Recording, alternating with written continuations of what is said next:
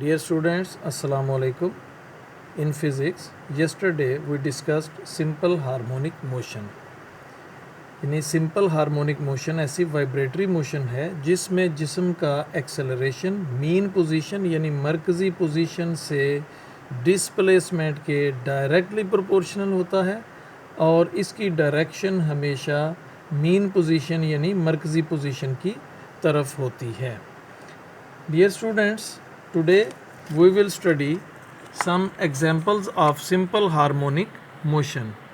First, we will discuss the motion of mass attached to a spring as an example of simple harmonic motion. Let's consider a horizontal mass spring system. A mass m is attached to one end of a spring. The other end of the spring is permanently fixed and both are placed at a frictionless surface. यानी spring और mess दोनों rest की हालत में हैं. Mess position O पर है और इसे मीन पोजीशन कहते हैं. इस डायग्राम में देखें कि मैस O पोजीशन पर है और रेस्ट की हालत में है.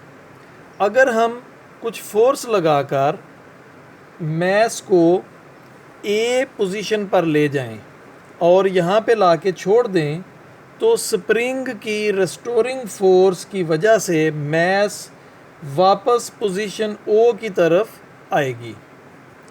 इसकी वेलोसिटी जो ये पोजीशन ओ की तरफ वापस आएगी इसकी वेलोसिटी बढ़ती जाएगी, इंक्रीज़ होती जाएगी और पोजीशन O पर इसकी वेलोसिटी मैक्सिमम हो जाएगी.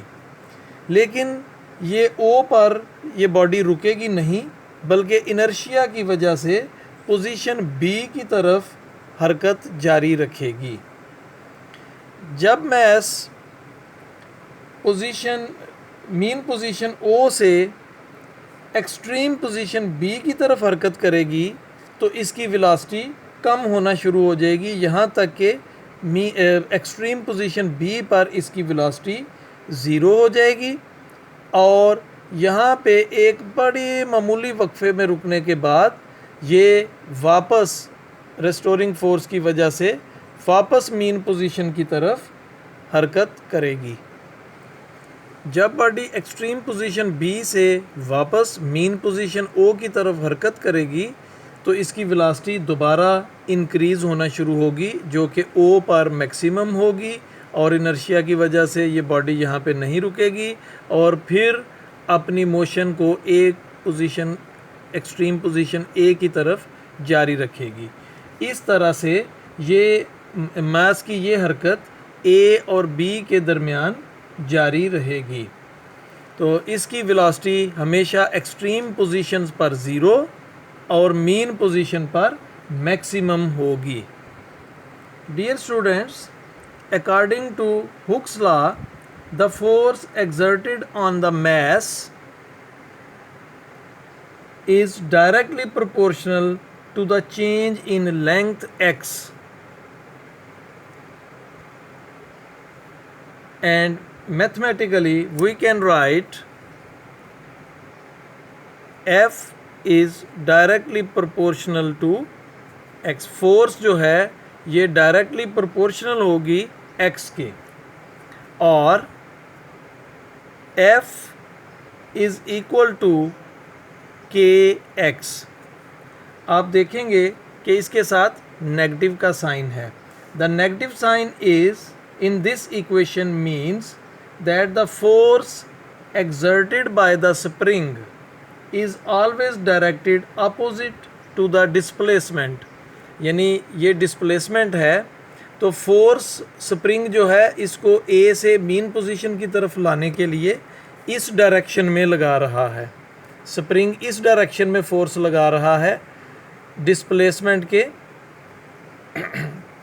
और यहाँ पे फोर्स इस डायरेक्शन में लग रही है तो बॉडी 20 पॉइंट से O पॉइंट की तरफ मूव कर रही है. And we know F is equal to ma Therefore, this equation will be ma is equal to minus kx, और a is equal to minus k over m, ये m इधर आ जाएगा, x यहाँ minus k over m constant है, लिहाजा equation को हम यूं लिख सकते हैं a is proportional to minus x, a is directly proportional to minus x, यानी एक्सेलरेशन जो है वो डिस्प्लेसमेंट के डायरेक्टली प्रोपोर्शनल है। और डिस्प्लेसमेंट कौन सा? मीन पोजीशन से, किसी भी बॉडी की मीन पोजीशन से डिस्प्लेसमेंट के डायरेक्टली प्रोपोर्शनल है एक्सेलरेशन।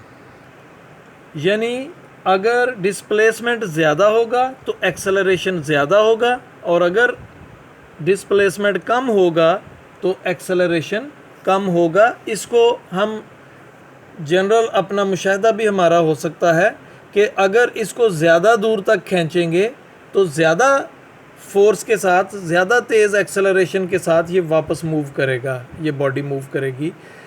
जितना उसको ज़्यादा, यानी डिस्प्लेसमेंट ज़्यादा होगा तो एक्सेलरेशन ज़्यादा होगा, और जितना हम उसको कम खींचेंगे यानी डिस्प्लेसमेंट कम होगा तो उतना ही वो उसका एक्सेलरेशन कम होगा। Dear students, we have observed that the acceleration of the mass attached to the spring is directly proportional to its displacement